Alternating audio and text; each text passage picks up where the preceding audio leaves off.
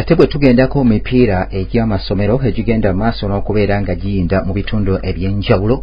empaka ez'amasomero mu disitulikiti y'e Masaka zagguddwawo ne zigenda maaso n'okubeera nga ziyinda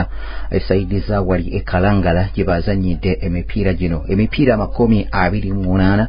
gye gigenda okugenda maaso n'okubeera nno gizannyibwa era ng'omupiira ogwagguddewo ne gunyumira abalabi mu ndulu ey'akaleekereke gwe gwabadde wakati wa Bishop Dastan Nsubuga eyawangudde abakulu bali be bayita aba St James okuva ekyotera ku golo yabadde emu ku bwerere. Abalala bagenze maaso n'okulabika nti no bazanya omupiira guno era ne gunyumira abalabi we gwabadde wakati w'abakulu bano abakimanya abawangudde Sserwanga Lwanga golo zabadde 7 ku bwerere era nga wetwogerera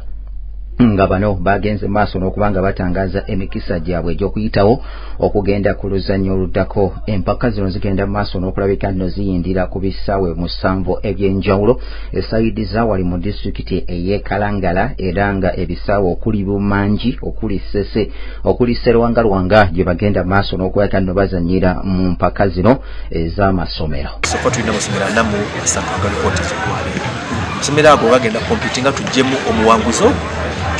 but most importantly twagala babawanguzi basatu teams 3 ezigenda okutekinga ezigenda okwegatta mu national tournament y'omupiira guno gwennyini under USSA gwenda holdingibwa ku Masaka Secondary School. Obuwanguzi mu baana ab'obuwala ate ne ligenda maaso n'okulabika nti lifuna n'obuwanguzi mu baana ab'obulenzi nga bano bakubye Namagabi ne basigala nga be bagenda okukiikirira disitulikiti ey'e Kayunga. Wabula era St Kalemba yagenze maaso n'okulabika nti no yeeriise enkuuli mu muzannyo ogw'okubaka bwe bavuddeyo ne bawangula Namagabi egolo zabadde 25 ku golo 24 ne bakakasa nti bagenda kubeera nga bajja ku national babeere nga bazanyira ddala emipiira mu mizannyo egy'enjawulo.